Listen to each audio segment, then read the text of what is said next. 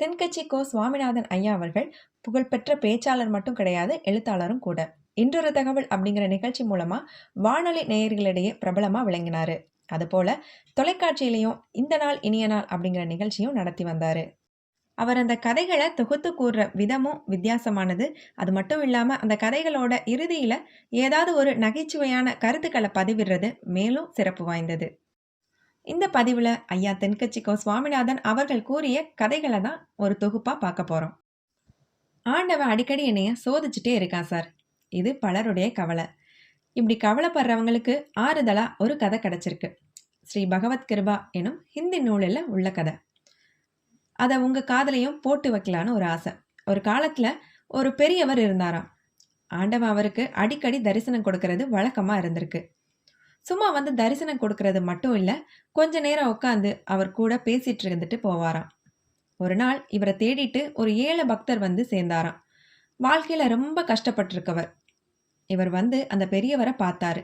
ஏங்க, நீங்க தான் அடிக்கடி ஆண்டவன் கிட்ட பேசிட்டு இருக்கீங்களே, எனக்காக ஒரு விஷயம் அவர்கிட்ட கேட்டு சொல்ல முடியுமா அப்படின்னு கேட்டிருக்காரு.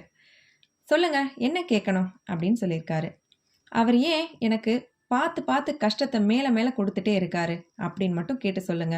இவ்வளோக்கும் நான் தினமும் அவரை கும்பிட்டுட்டே இருக்கேன், பூஜை பண்ணிட்டே இருக்கேன். இருக்கிற கஷ்டம் போதாதுன்னு நேத்துக்கு என்னோட குடிசை கூட இடிஞ்சு விழுந்துருச்சு.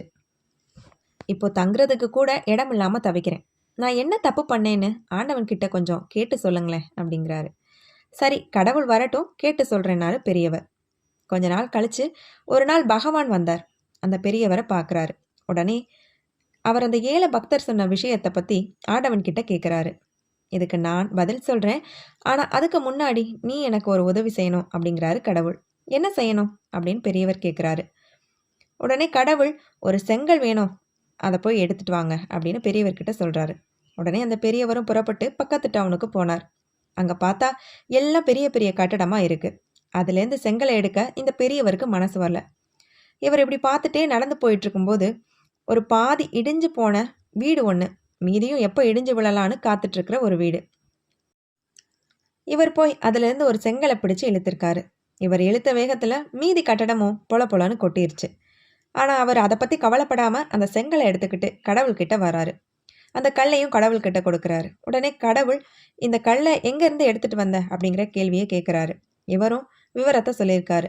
உடனே கடவுள், அங்கே எத்தனையோ பெரிய கட்டடங்கள் இருக்கும்போது எதுக்காக இந்த இடிஞ்சு விழுகிற மாதிரி இருக்கிற வீட்டிலேருந்து எடுத்துகிட்டு வந்த அப்படிங்கிற கேள்வியை கேட்குறாரு. அதெல்லாம் நல்ல கட்டடமாக இருந்தது, அதில் எடுத்தா அதோட அழகும் கெட்டுடும். பழைய வீட்டிலேருந்து எடுத்தது நல்லதா போச்சு, இப்போ அங்கே ஒரு புது வீடு கட்டுவாங்களே அப்படிங்கிறாரு. இதுக்கப்புறம் ஆண்டவர் அவரோட விளக்கத்தை கொடுக்குறாரு. நான் அந்த பக்தனுக்கு கஷ்டத்துக்கு மேலே கஷ்டமாக கொடுத்துட்ருக்கிறது இதே காரணத்துக்காகத்தான். அவனுக்கு வைராக்கியம் அதிகரிக்கணும் அப்படிங்கிறதுக்காகத்தான் இதை செய்கிறேன். கஷ்டங்கள் அதிகரிக்க அதிகரிக்க அவன் ஒரு புது மனுஷனாக ஆயிடுவான் அப்படின்னாரு. இதுதான் அந்த கதை. இதுலேருந்து நம்ம தெரிஞ்சுக்க வேண்டிய விஷயம் என்னன்னா, துன்பத்தை கண்டு துவண்டு போயிடக்கூடாது. துன்பம் வரும்போது நமக்கு மன உறுதி வரணும். அந்த மன உறுதியை துணையாக வச்சுக்கிட்டு தான் நம்ம ஒரு புது மனுஷனாக மாறணும். ஐயையோ, கஷ்டம் வந்துட்டுதே அப்படின்னு நாம் தலையில் கையை வச்சுட்டு உட்காந்துட்டா அப்படியே உட்காந்துருக்க வேண்டியது தான். இது போல தாங்க, தான் ரொம்ப ஆண்டவனுக்கு நெருக்கமானவர் அப்படின்னு ஒருத்தர் சொல்லிட்டு இருப்பாரு. அவர்கிட்டையும் ஒரு ஆள் வந்து, ஆண்டவன் என்னையே இப்படி சோதிக்கிறாரு அப்படின்னு கவலையோட கேட்டிருக்காரு. உடனே இவர் தன்னையே ஆண்டவனை நினச்சிட்டு, ஒரு செங்கல் எடுத்துட்டு வா சொல்கிறேன்னாராம். இவரும் போய் ஒரு வண்டி செங்கலை கொண்டுட்டு வந்து அவர் முன்னாடி கொட்டினாராம். உடனே அவரும் ஆண்டவன் மாதிரியே அதற்கு விளக்கம் கொடுத்துருக்காரு. கஷ்டம் வர்றப்போ மனசில் ஒரு வைராக்கியம் வரணும் அப்படின்னாராம். இதை கேட்ட அவர், எனக்கு அந்த வைராக்கியம் இப்போ வந்துட்டுதுங்க, உங்களுக்கு வந்துட்டுதா அப்படின்னாராம். என்னது, என்னைய பார்த்து இப்படி கேட்குற அப்படிங்கிறாரு அந்த பெரியவர். இடிஞ்சு போன வீட்டை திருப்பி கட்ட வேண்டியது நீங்கள் தான், ஏன்னா இவ்வளவு செங்கலும் நான் உங்கள் வீட்டிலேருந்து தான் எடுத்துகிட்டு வந்தேன் அப்படின்னாராம். ஒரு மனிதன் நீண்ட நாளைக்கு பிறகு திருமணம் செய்து கொண்டான். மனைவியிடம் நல்ல பெயர் வாங்குவது எப்படி என யோசித்து ஒரு முடிவுக்கு வந்தான். ஒரு நாள் கடை வீதிக்கு போனான். கடையில் ஒரு பொருளை பார்த்தான். இதுவரையில் அவனுக்கு பரிச்சயம் இல்லாத ஒரு பொருள் அது. ஆகவே தனக்கு தெரியாதது எல்லாமே தன் மனைவிக்கும் தெரியாது என்கிற ஒரு முடிவுக்கு வந்தான். அது என்னங்க என்று விசாரித்தான். அதன் பெயர் தர்மாஸ் ஃப்ளாஸ்க் என்றார் கடைக்காரர். அப்படின்னா என்னங்க, அது எதுக்கு உபயோகம் அப்படின்னு கேட்டிருக்கான். இதுக்குள்ளே சூடான பொருளை வச்சா சூடாகவே இருக்கும், குளிர்ச்சியான பொருளை வச்சா குளிர்ச்சியாகவே இருக்கும். அப்படியா சொல்கிறீங்க? ஆமாங்க. அப்படின்னா அதில் ஒன்று கொடுங்க. வாங்கி கொண்டு புறப்பட்டான். அவனுக்குள் உற்சாகம் உற்பத்தியாயிற்று. மனைவிக்கு இன்ப அதிர்ச்சி கொடுக்க வேண்டும் என்று அவன் ஒரு திட்டமிட்டான். மேலும் சில பொருட்களை வாங்கி கொண்டு வீட்டுக்குள் நுழைந்தான். சீக்கிரம் இங்கே வா என்று மனைவியை அழைத்தான். அவள் வந்தாள். கவனித்தாள். என்னங்க இது? இது ஒரு புதுமையான பாத்திரம். அப்படியா? ஆமாம். இதன் பெயர் தெர்மாஸ் ஃப்ளாஸ்க். எதுக்கு இது என தெரியாதது போல கேட்டாள் மனைவி. இது சூடான பொருளை சூடாகவும் குளிர்ச்சியான பொருளை குளிர்ச்சியாகவும் அப்படியே வச்சிருக்கோம். உனக்காக தான் வாங்கிட்டு வந்திருக்கேன். கணவன் தலை நிமிர்ந்து நின்றான். மனைவி கேட்டால், உள்ள என்ன இருக்கு? அவன் சொன்னான், அதுவும் உனக்காக தான் வாங்கி வந்தேன். அப்படியா? என்ன அது சொல்லுங்களேன். ஒரு கப் காஃபியும் ஒரு கப் ஐஸ்கிரீமும். இதை கேட்ட மனைவி மயங்கி விழுந்தாள். ஒன்றை தெரிந்து கொள்வது என்பது வேறு, ஒன்றை புரிந்து கொள்வது என்பது வேறு.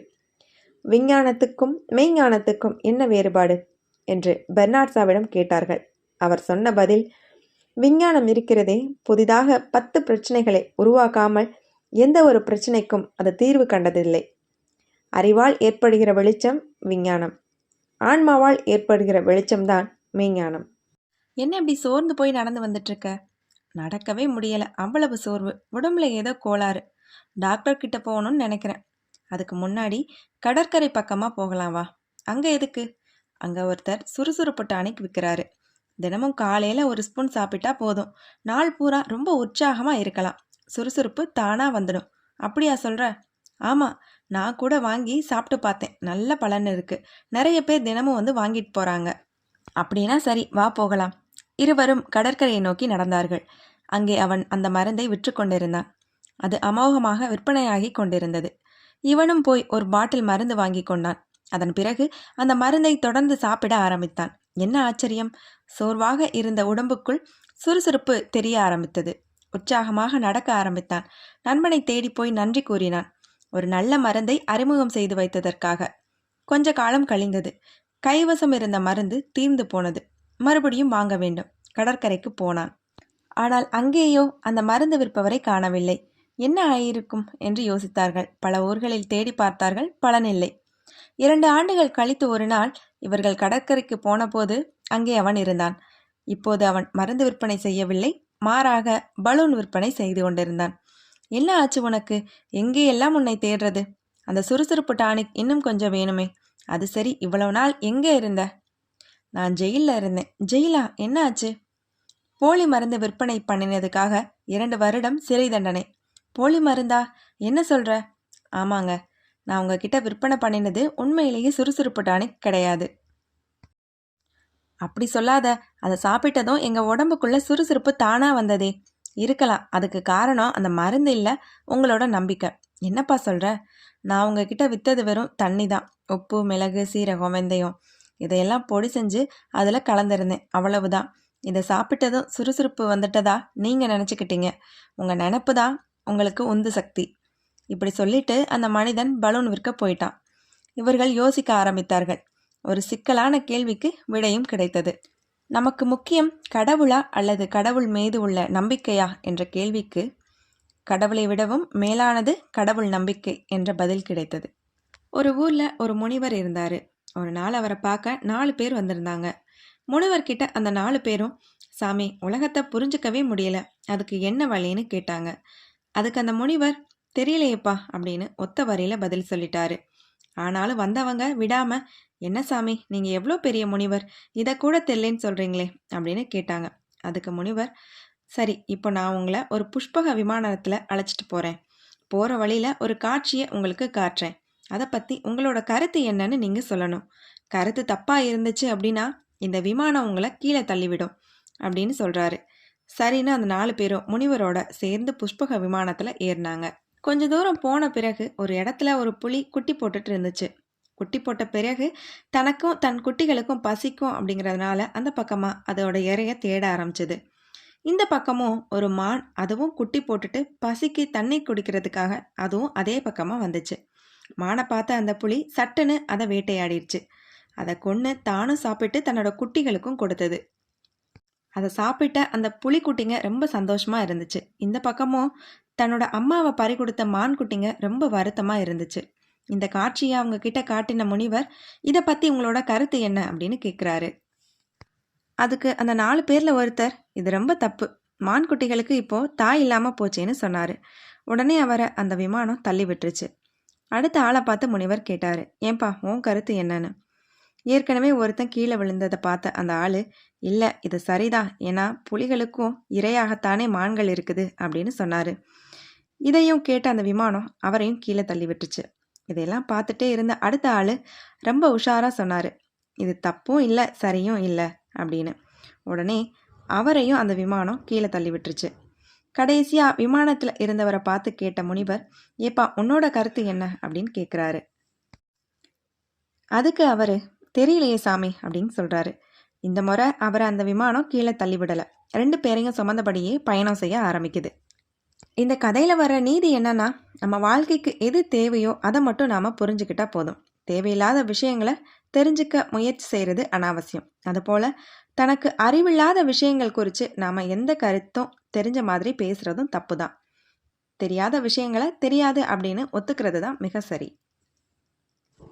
மீண்டும் ஒரு பயனுள்ள தகவலோடும் கதைகளோடும் சந்திக்கலாம்.